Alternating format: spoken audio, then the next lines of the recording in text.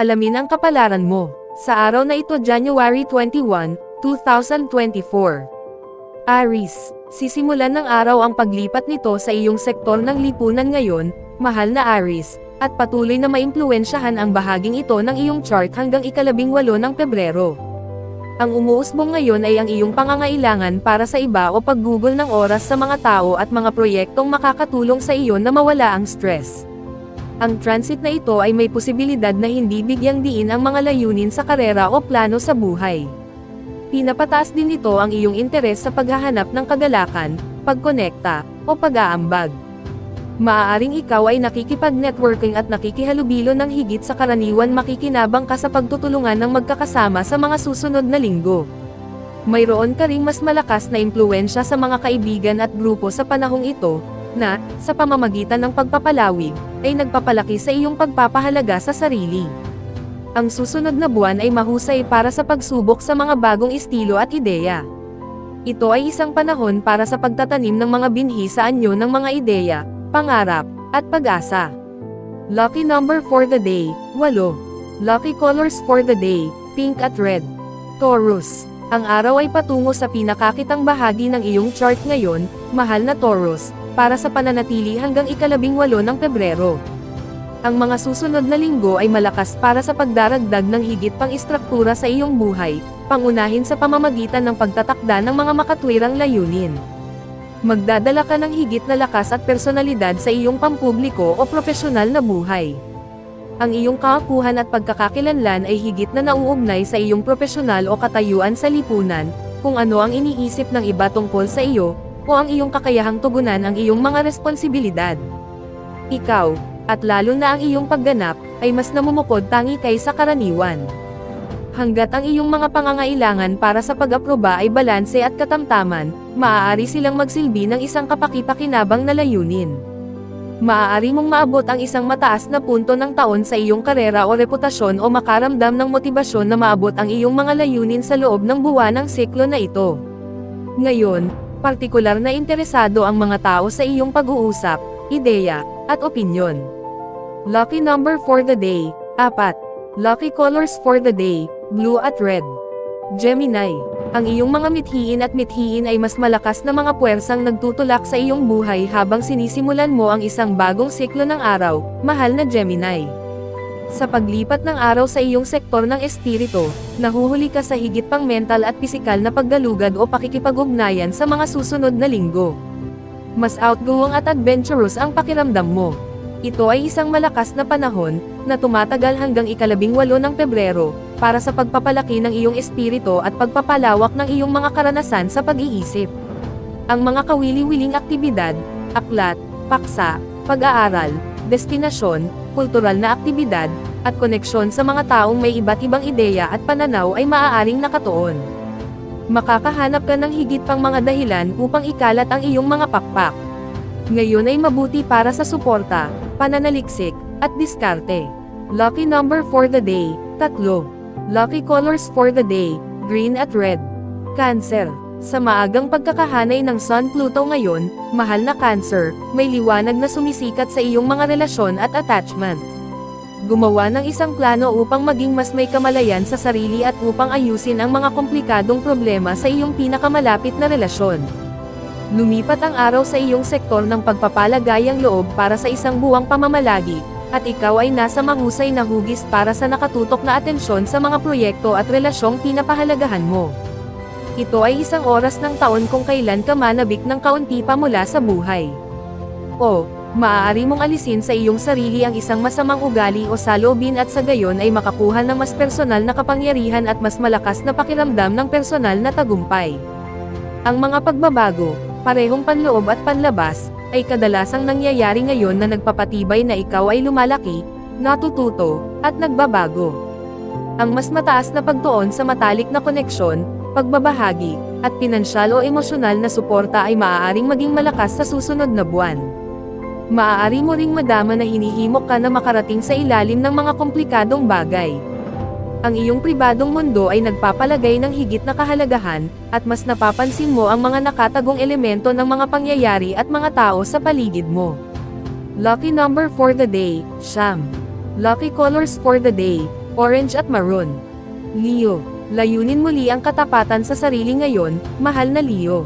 Sa huling pagkakahanay ng araw sa Pluto sa iyong solar work at sektor ng kalusugan, nakakakuha ka ng mga mahuhusay na mensahe tungkol sa kung ano ang maaari mong gawin upang mapabuti at baguhin ang mga bahaging ito ng buhay. Parehong nagpapatuloy ang araw at Pluto, papasok sa iyong sektor ng pakikipagsosyo. Ililipat ng araw ang sektor na ito hanggang ika-18 ng Pebrero, na ipapakita ang iyong pangangailangan para sa iba, partikular na isang kasosyo sa ilang anyo o anyo. Natutuklasan mo ang iyong sarili sa pamamagitan ng iyong mga pakikipag-ugnayan. Sa mga susunod na linggo, mas handa kang mag-adjust at umangkop sa mga pangangailangan ng iba kaysa karaniwan. Hinahamon ka ng transit na ito na makahanap ng balanse sa pagitan ng kalayaan at tirahan. Ito ay isang mahusay na oras upang makilala ang pangangailangan para sa ibang pananaw sa iyong buhay at palakasin ang mga pangunahing relasyon. Ito rin ay isang mainam na oras upang suriin ang iyong mga inaasahan sa iba at bumalangkas ng mga layunin sa relasyon. Lucky number for the day, 2. Lucky colors for the day, red at pink. Virgo, nasa magandang lugar ka para sa paggawa ng mga pagbabagong nagbibigay kapangyarihan sa iyo, mahal na Virgo.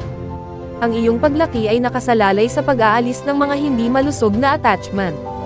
Gayunpaman, maaaring may isang nakaraang karanasan na hindi mo nais na ulitin, na maaaring magudyok sa iyo ng labis na gumawa ng mga pagpapabuti. Kung may hawak kang isang bagay na nagtutulak sa iyo sa isang magandang lugar, gawin ito sa iyong kalamangan. Sisimulan ng Sun ang transit nito sa iyong solar 6th house ngayon, at hanggang ika-18 ng Pebrero, ang mga layuning pangkalusugan at fitness at trabaho o pang-araw-araw na gawain ay nagiging mas malakas na focus. Ang mga schedule, gawi, at organisasyon ay mas pinapahalagahan, na ginagawang mas kapaki-pakinabang ang mga susunod na linggo para sa pag-aalaga ng mga detalye na makakatulong sa iyong buhay sa mas maayos na ayos ng trabaho. Mas ipinagmamalaki mo ang mga sistemang ito, ang iyong trabaho, o ang iyong mga programa sa pangangalaga sa sarili. Ang mga layunin sa kalusugan ay nagpapalagay ng higit na kahalagahan sa iyong buhay sa susunod na buwan. Ang pag-aasikaso sa iyong trabaho at kalusugan ay kapaki-pakinabang dahil ang pangangailangan na manguna sa isang mas organisado, produktibo, at mas malusog na pamumuhay ay gumising sa loob mo. Lucky number for the day, 6. Lucky colors for the day, maroon at orange. Libra, mas madali kang makahanap ng mga paraan at makabuo ng mga diskarte upang mapabuti ang iyong personal na buhay ngayon, mahal na Libra. Kasabay nito, nagpapatuloy ka habang ang araw ay patungo sa iyong solar 5th house. Sa susunod na buwan, magkakaroon ka ng inspirasyon para sa mga malikhaing pagsisikap, libangan, at mga espesyal na relasyon. Ang araw ay mananatili dito hanggang ika-18 ng Pebrero, at ito ay panahon para sa pagdiriwang at pagpapahayag ng iyong mga talento, kakayahan, at pagmamahal. Mas hilig mong makipag-ugnayan at humingi ng feedback at reinforcement sa mga paparating na linggo. Ang kasiyahan at pagpapahayag ng iyong sarili sa katuparan, na kapagpapasiglang mga paraan ay maaaring nasa matinding focus ngayon. Maaaring mas bigyan mo ng pansin ang mga personal na libangan o libangan at libangan. Lucky number for the day, 8. Lucky colors for the day, black at gray. Scorpio, maaari kang makakuha ng partikular na ideya o paksa ngayon, mahal na Scorpio. Makakakuha ka ng kakaibang window sa mga lugar kung saan maaaring masyado kang naka-attach kaya nawawala ka sa ibang lugar. Ngayon din, sinisimulan ng araw ang paglipat nito sa iyong pang-apat na bahay ng solar, at hanggang ika-18 ng Pebrero, maaaring magkaroon ng makapangyarihang mga paalala ng iyong mga pinagmulan, pundasyon, at pinakamalapit na ugnayan. Nagdadala ka ng kagalingan, pagpipino, at organisasyon sa iyong buhay tahanan at mga relasyon sa pamilya sa panahon ng siklong ito. Ito rin ay isang oras upang makipag-ugnay sa kung ano ang nasa iyong puso at para sa nesting sa isang psikolohikal na antas. Hindi ito ang pinaka-adventurous o papalabas na cycle sa paglalakbay ng araw sa iyong chart, ngunit ito ay mahalaga para sa pagkakaroon ng isang pakiramdam ng pagkakakilanlan, kaginhawahan, at mas mataas na kaalaman sa sarili. Parami ng parami, nakakahanap ka ng mga kasiyasyang paraan para makapagpahinga at maging komportable. Ang mga makamundong ambisyon ay tumatagal ng backseat sa mga susunod na linggo. Bagamat mahalaga pa rin ang mga interes at pananagutan sa labas, ito ay isang oras para sa paggalang sa iyong pangangailangan ng oras upang palitan at isenthrow ang iyong sarili pati na rin ang ilang pamilyar o gawain. Lucky number for the day, Siyam. Lucky colors for the day, gray at white. Sagittarius, layunin na makipag-ugnayan sa iyong mas malalim na mga hangarin at ambisyon ngayon, mahal na Sagittarius, habang ang araw ay nakakatugon sa Pluto. Sa ilang katapatan sa sarili, maaari kang kumonekta sa mahahalagang layunin. Gayun din, ang araw ay gumagalaw sa iyong sektor ng komunikasyon ngayon, na binibigyang pansin ang iyong mga koneksyon, iniisip, pag-aaral, at isip hanggang 18 ng Pebrero. Ang mga susunod na linggo ay mahusay para sa pag-aaral ng mga bagong bagay. Dahil ang iyong mga interes at ang mga hinihingi sa iyo ay maaaring maging lubhang magkakaibang, ang pagtutuon ay mahirap, ngunit ang pagsasanga ay maaaring magsilbi sa iyo ng mahusay. Sa mga darating na linggo, mas malalaman mo kung ano ang nangangailangan ng pagkukumpuni, pagpapagaling, at pagpapahusay sa iyong kapaligiran, komunikasyon, at pakikipag-ugnayan sa iba. Ito ay isang mahusay na oras upang kumuha ng mga bagong kasanayan, alamin ang tungkol sa mga tao sa paligid mo, at pangalagaan ang mga pang-araw-araw na gawain. Lucky number for the day, 3. Lucky colors for the day, pink at yellow. Capricorn. Para sa pinakamahusay na mga resulta ngayon, mahal na Capricorn, layunin na tumuon sa mga bagay na maaari mong makabisado at iwasang sumuko sa panggigipit na gawin ang lahat ng ito ng mabilis. Mayroong intensity building na magagamit mo sa iyong kalamangan, ngunit bantayan ang posibilidad na ayusin ang mga problema. Habang natutugunan ng araw ang Pluto sa huling pagkakataon sa iyong sign, pakiramdam mo ay mas binibigyang kapangyarihan at handa kang gumawa ng pangmatagalang mga pagpapabuti. Parehong umalis ang Sun at Pluto sa Capricorn at pumasok sa iyong solar second house ngayon.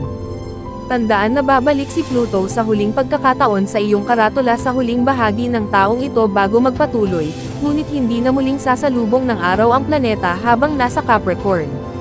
Malaki ang atensyon sa iyo at sa mga plano mo nitong mga nakaraang linggo, medyo umayos ka na ngayon. Ito ay isang magandang panahon upang bumuo sa mga kamakailang ideya at pagtuklas.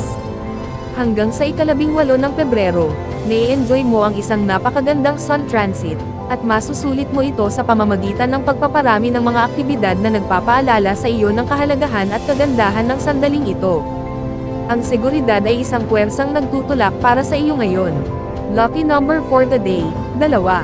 Lucky colors for the day, violet at blue. Aquarius. Ang araw ay dumaraan sa Pluto sa iyong sektor ng pagkapribado ngayon, mahal na Aquarius, bago pumasok ang dalawang katawan sa iyong tanda.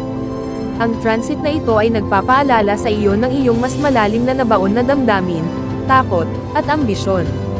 Ito ay isang malakas na oras para makakita ng mga paraan upang i-clear ang landas para sa mga bagong simula.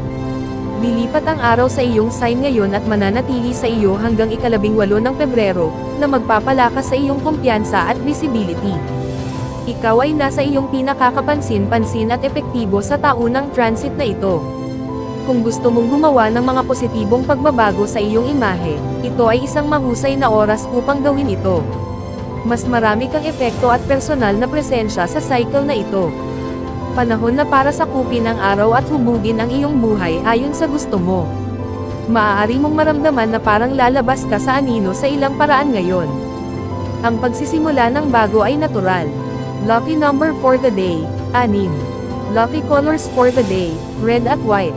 Pisces. Ang araw ay nakahanay kay Pluto sa iyong sektor ng pagkakaibigan at mithiin ngayon, mahal na Pisces, na nagbibigay liwanag sa mga ambisyon pati na rin sa mga takot sa mga lugar na ito.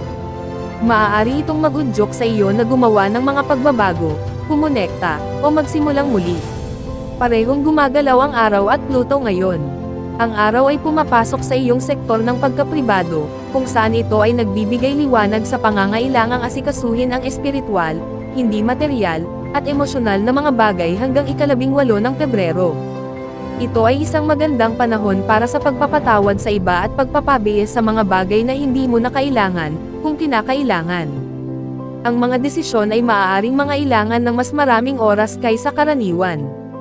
Higit sa malamang, makakapaghintay sila. Maaari kang mag-withdraw ng kaunti mula sa mas makamundong pagpupunyagi at kailangan mo ng mas maraming oras para sa pagsisiyasat ng sarili at pahinga sa mga susunod na linggo. Isa itong panahon ng paghahanda bago pumasok ang araw sa iyong tanda sa susunod na buwan, at magsisimula ang isang bagong cycle. Kung isinasara mo ang pinto sa isang plano, pangarap, o saloobin, alamin na magbubukas ka ng isa pa para sa isang mas bago, mas totoo, o nagbibigay lakas na panahon. Lucky number for the day, 5. Lucky colors for the day, violet at blue. Special shout out to the following. Special shout out kay Ma'am Zenaida Saplio, thank you for watching ma'am. Special shout out kay Sir Seferino Corochia, thank you for watching sir. Special shout out kay Sir Marlon Ivag, thank you for watching sir. Special shout out kay Sir Neil Katakutan, thank you for watching sir. Special shout out kay Ma'am Lori Jane Catalan, thank you for watching ma'am. Kung gusto mong mag-shoutout sa next video, comment na, maraming salamat sa panonood mga kapatid, sanay nagustuhan ninyo ang video na ito, please don't forget to subscribe and hit the notification bell para lagi kang updated sa mga bagong video na i-upload. See you in my next video.